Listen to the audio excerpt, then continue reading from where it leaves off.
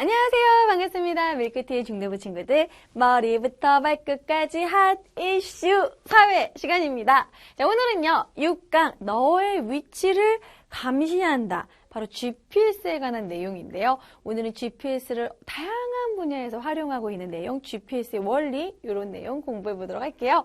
자, GPS는요, 인공위성이 없이는 GPS를 할 수가 없습니다. 인공위성 때문에 우리가 알 수 있게 된 것이고, 인공위성 때문에 나타나게 된 기술이 바로 GPS죠. 인공위성으로 위치를 파악해서 우리에게 실시간으로 알려주는 게 바로 GPS예요. 그런데요, GPS는 그냥 GPS라는 건 위치만 추적하는 것인데, 그런 위치를 추적하는 그러한 기능과 GIS, 우리가 전 시간에 배웠었던 지리정보책이랑 만났을 때 그 위치마다 내가 원하는 정보를 딱딱 알려주는 거죠. 자, 이런 식으로 지리정보 시스템, 바로 GIS와의 이런 콜라보를 통해서 다양한 어플을, 다양한 여러 가지 기술을 우리가 구현할 수 있습니다. 마지막, GPS 활용의 나쁜 예, 이런 것도 한번 알아보도록 할게요. 첫 번째, 이 GPS라는 거는요, 원래는 인공위성에게 쌓여 있고, 원래 미국에서 군사적인 목적으로 위치를, 그런 적국의 그런 기지를 막 파악하고, 그런 적국의 미사일 위치를 파악하고, 이런 걸 위해서 군사적인 목적으로 만들어진 게 바로 GPS였습니다. 그래서 여기 원래 GPS는요, 이 3개면은 충분히 거리가 감지가 되는데, 그것에 대한 오차를 보정하기 위해서 지금은 현재 4개의 GPS 가지고 지금 위치를 계속 파악을 합니다. 그래서 아버지가 이제 내비게이션 켜고만 운전을 하면은요, 차가 계속 이동을 하잖아요. 그럼 GPS가 실시간으로 그 위치를 딱딱딱 알아내고, 이제 최단 경로를 바로바로 알려준다던가, 어디가 막히고 어디가 잘 뚫리는지를 알려준다는 거지. 자, 그런 식으로 활용을 합니다. 자, 위성 위치 확인 시스템, GPS의 원래 이제 이름은 위성 위치 확인 시스템이에요.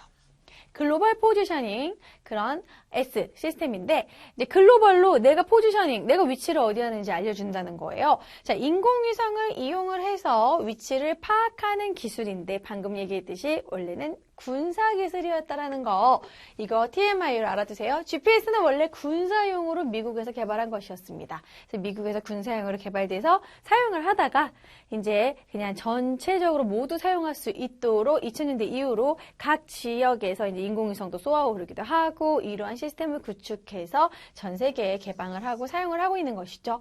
현재 우리나라도요, 중거리 GPS 유도 키트라고 그래가지고 이렇게 탄체가 있고 유도 키트가 있어서 위치도 파악이 되면서, 그러니까 이게 뭐냐면 이 하나의 미사일 같은 건데, 가다가 뭔가 가로막고 있으면 그거를 넘고 얘가 스스로 위치까지 감지해가지고 쏘는 되게 정밀한 미사일이라고 할 수 있겠죠. 그래서 여전히 GPS는 군사적인 목적으로도 계속해서 활용을 하고 있습니다.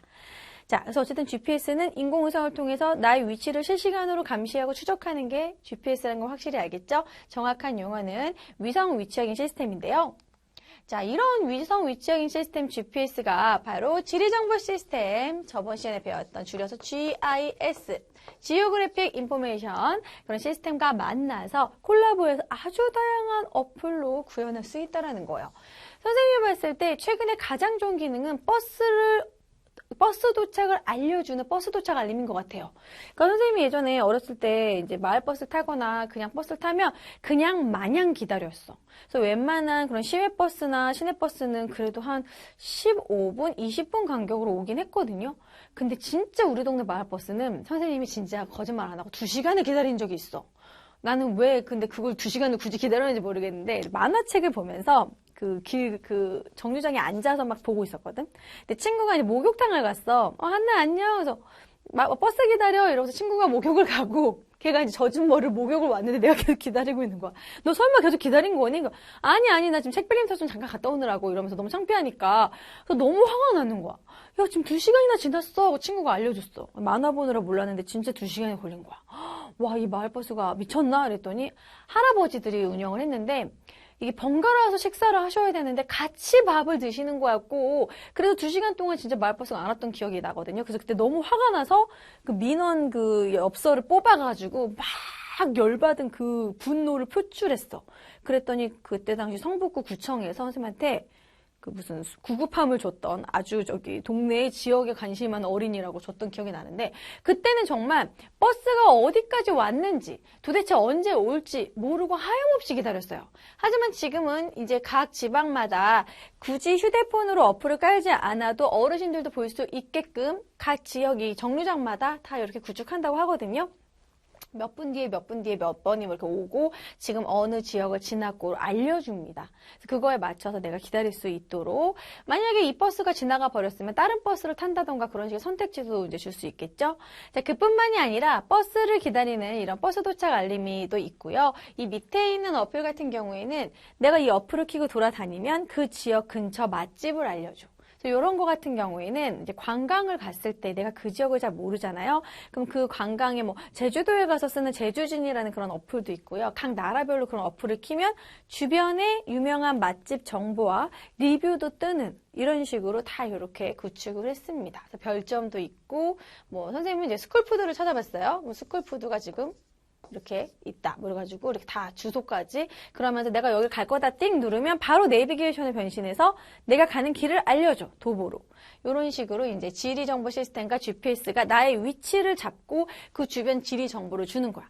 아니면 이런 경우도 있어요. 그러니까 이제 내가 외국에 가서 이 어플을 켰을 때 그 어플에 그런 맛집뿐만이 아니라 날씨 정보도 알려줍니다. 날씨 정보도 친구들 하나의 GIS 지리 정보죠. 이런 식으로 이제 콜라보하는 여러 가지 어플이 나타나고 있다.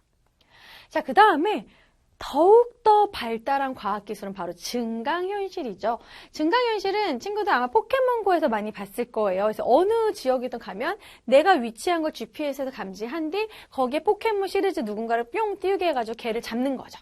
포켓몬고가 엄청 인기를 얻었었잖아요. 근데 이것 때문에 교통사고도 나고 막 그 강에 빠지기도 하고 막 그랬었는데 어쨌든 포켓몬고 같은 이러한 증강현실 실제로 이용해서 어떤 걸 활용할 수 있냐면 지금은 어플로 지도로서 내가 이렇게 찾아가지만 이제는 아예 화면으로 그 나라를 딱 찍어. 그 골목을 딱 찍으면 그 골목별 탁탁탁탁탁 그 맛집 정보가 다 뜨고 그냥 실제적인 그 모습을 지도로 볼 수 있는 거야. 그래서 이제는 정말 새로운 시대가 나타나는 거죠. 선생님이 지금 약간 지방자치제도 그쪽 지자체랑 연구하고 있는 게 문화재를 가면 이거 딱 나오면 선생님이 여기 이제 중간중간에 클릭을 하면 내가 문화재 설명을 이렇게 직접 여기 나와서 막 해주는 거야. 너무 신기하겠죠? 자, 이런 식으로 더욱더 현실 같은 이런 증강현실. 지금 이 화면 안에 뭐 내가 유럽에 갔다, 영국에 갔다 했을 때 화장실이 어디고, 어디가 카페고, 어디가 와이파이 존이고, 어디가 음식점인지 딱딱딱 알려주는 그 화면 그대로, 실제 화면 그대로 딱딱딱 그게 나오는 거야. 이런 식의 증강현실도 역시 GPS와 관련이 있습니다. 얍. 자, 이번에는 GPS 활용의 또 좋은 예를 얘기를 해보면 좋은 예도 있고 나쁜 예도 있는데요. 먼저 좋은 예는 이거는 유럽에서 되게 유명하게 이제 히트를 쳐서 전 세계적으로 사용하고 있는 쉐어링 어플인데요.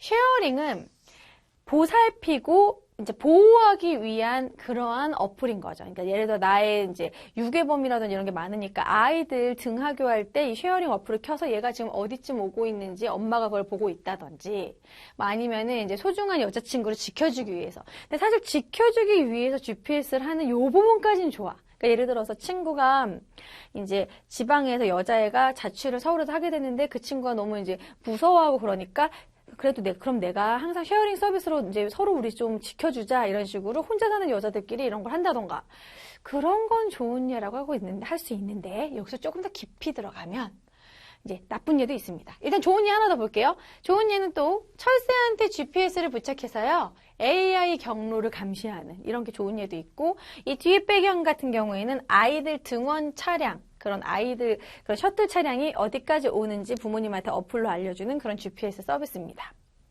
자, 하지만 이제 집착을 하게 되기도 하죠. 나쁜 예입니다. 선생님 이거 보고 소름이 끼쳤어요.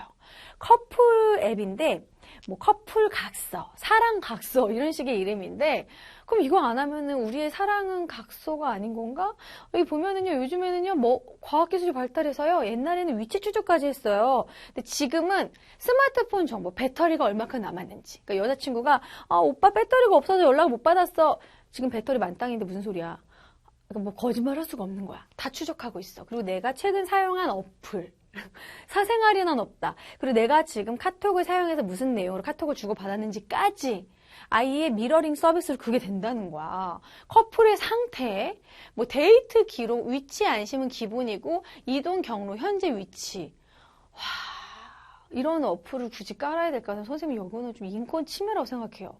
근데 만약에 이런 어플 자체가 있기 때문에 남자친구가 이걸 깔아달라고 했는데 싫다고 하면 꼭 마치 내가 캥기는 거 있어 이런 거 있는 것 같고 저는 좀 악마의 어플이 아닌가. 이 어플을 깐 커플들은 결국 깨질 수밖에 없지 않을까. 왜냐하면 사람이 이 현재 위치를 해도 오차가 있거든요.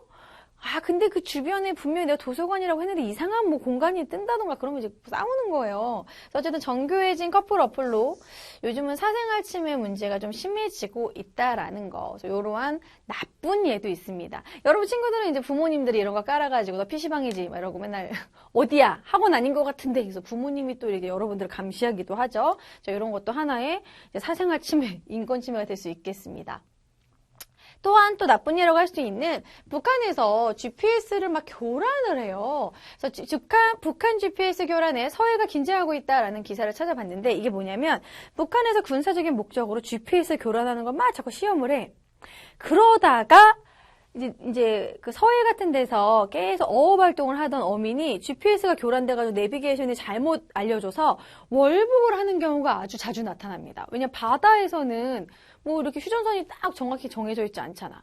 그래서 이제 내비에 따라서 더 이상 여기는 지나가지 말아야지 하면서 이제 어업 활동을 하는데 GPS를 자꾸 교란하니까 나도 모르게 월북을 하고 북한 같은 경우도 나도 모르게 월남을 하고 이런 경우가 있고요. 그리고 이 GPS 교란 때문에 그걸 또 활용해가지고 중국 어선이 갑자기 들어와서 어업 활동을 하기도 하고 막 그런다고 해요. 그래서 GPS를 이용한 공권력의 남용도 가능하고 국가에서 나를 불법 사찰할 수도 있다라는 거야. 그러니까 국가에서 나의 뭐 휴대폰에다가 뭔가를 뭐 심는다던가 나한테 뭐 GPS 칩을 몰래 어디다 붙이면 내 위치도 추적할 수 있고 여러 가지 정보를 내가 원하지 않아도 노출할 수도 있게 되는 그런 공권력 남용, 불법 사찰 들어봤나요? 국가에서 불법으로 어느 한 정치적 인물이나 주요 인물을 몰래 감시하는 걸 불법 사찰이라고 해. 그래서 국가의 불법 사찰. 요즘 뭐 카카오톡으로 불법 사찰한다 이런 얘기 많이 하죠. 이런 것도 가능해졌으며 인권 침해가 되지 않는 올바른 사용이 필요하다라는 거야. 요즘은 과학기술이 또 너무 발달해도 또 이런 부분도 문제다. 약간 소름 끼치죠. 그래서 이러한 체제를 빅브라더 체제라고 얘기도 합니다. 이런 우수한 컴퓨터 기술, GPS, GIS 기술, 우리를 다 국가가 사실은 뒤에서 다 맘만 먹으면 다 감시할 수 있다라는 CCTV 뭐 이런 걸 통해서. 자, 어쨌든 북한 GPS 교란 이런 이슈도 있고요. 자, 오늘 배운 내용, 오늘의 하디슈 퀴즈로 두 문제 풀어보도록 할게요. 인공위성을 이용해서 위치를 파악하는 기술로 각종 지리 정보를 위치에 따라 실시간으로 알려주는 거. 위성 위치 확인 시스템, 영어 약자로 쓰면 GPS라고 하죠. 앞으로 GPS는 아주 다양하게 활용을 하게 될 겁니다. 자, GPS는 최근 움직이면서 실제 영상에 새로운 이미지가 막 뜨고 포켓몬고 같은 거. 그런 식의 증강현실 기술과 만나서 아주 다양한 서비스로 발전하고 있고 지금 개발 단계입니다. 그래서 이쪽 주가가 아주 폭주하고 있어요. 떡상하고 있는 부분이에요. 자, 오늘은 GPS 부분에 대해서 계속 배워봤습니다. 오늘의 하디슈 어떻게 재밌으셨나요? 앞으로 미래 세계에서 계속 만날 수 있는 그런 부분이기 때문에 친구들도 나는 증강현실이라던가 이런 GPS, GIS 쪽에 한번 공부해서 그런 쪽으로 한번 이렇게 뭐 아이디어 뭐 발명을 하고 싶다. 어플 발명 잘하면 진짜 떼부자 될 수 있거든요. 그래서 친구들이 많이 그런 상상해보시면 좋을 것 같습니다. 관련해서 개념 테스트 3문제 꼭 풀어주시고요. 그리고 언제든지 궁금한 점은 Q&A 게시판 이용해주세요. 다음 시간에 만나요, 친구들. 안녕!